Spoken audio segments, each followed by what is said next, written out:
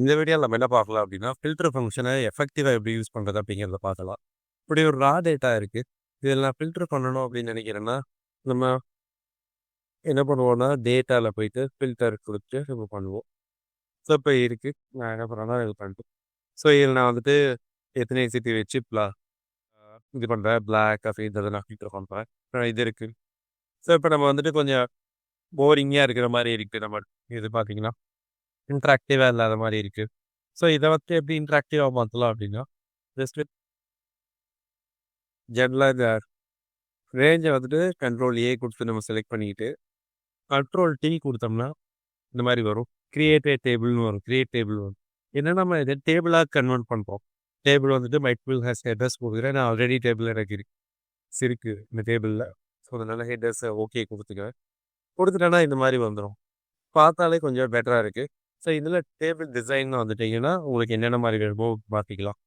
So இந்த சைடில் table styles வந்துட்டு நம்ம என்ன மாதிரி மாற்றணுமோ இதெல்லாம் மாற்றிக்கலாம் நமக்கு பிடிச்ச மாதிரி. Banded rose and banded columns.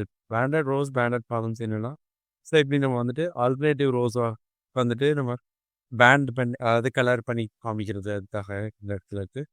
Columns வேணால் அப்படி கொடுக்கலாம். நம்ம ஜென்ரலாக இது நம்ம தேவையில்லை அப்படின்னு நினச்சோம்னா இது மாதிரி விட்டுருவோம்.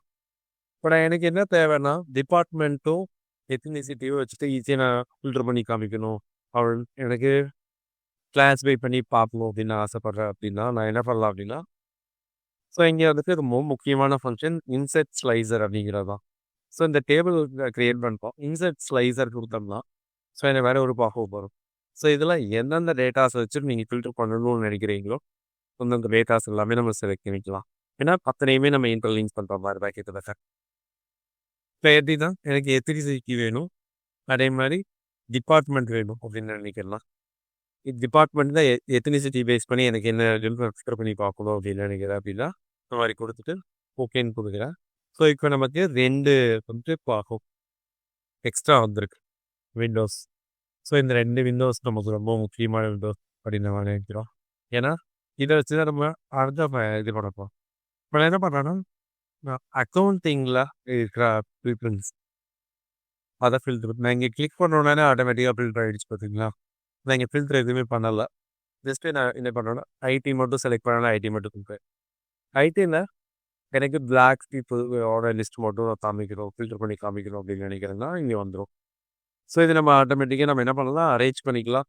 இந்த மாதிரி நம்ம அளவுக்கு அட்ஜஸ்ட் பண்ணிக்க முடியும். நம்ம ஸ்டைஸரை சேல்ஸ் பண்ணிக்கலாம், பெருசு பண்ணிக்கலாம், எவ்வளோ அட்ஜஸ்ட் பண்ணிக்கலாம். இந்த கார்னரில் கிளிக் வச்சிங்கன்னா இந்த மாதிரி ஏறோ அப்படியே லெஃப்ட் கிளிக் பண்ணி அப்படியே ட்ராக் பண்ணி சேல்ஸு பெருசு எல்லாமே மாற்றிக்கிங்க நம்மளால். இப்போ நான் ஃபில்டர் பண்ணியிருக்கிறது வேண்டாம் அப்படின்னு நினச்சேன்னா உடனடியாக இங்கே கேஆர் ஃபில்டர்னு இருக்குங்கிறத கிளிக் பண்ணி கேஆர் பண்ணிக்கலாம். லாட்டினோ மட்டும் நான் வந்துட்டு எத்தனிசிட்டியில் இருக்கிறவங்க ஃபில்டர் பண்ணிக்கிறேன். அதில் எனக்கு ஃபினான்ஸில் இருக்க பீப்புள்ஸ் இதை மட்டும் பீப்புள்ஸோட டேட்டாஸ் மட்டும் வேணும் அப்படின்னு காமிக்கிறவங்க எனக்கு என்ன இருக்குவா. ஸோ சேல்ஸில் இருக்கிற பீப்புள்ஸோட ஐஏஜிஎம் பீப்புள் அண்ட் லாட்டினோ 2 பேர் வேணும்னா கண்ட்ரோல் அழுத்திட்டு கிளிக் பண்ணிங்கன்னா அதோடது மட்டும் வரும்.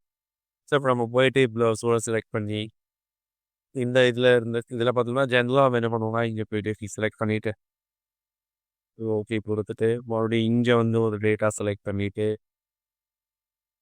இந்த மாதிரி நம்ம போய் ஒரு இடத்துலையும் செலக்ட் பண்ணிவிட்டு இது பண்ணுறதுக்கு பதிலாக இது நம்ம டேட்டா மேலே மறைச்சிட்டு இருப்போம்.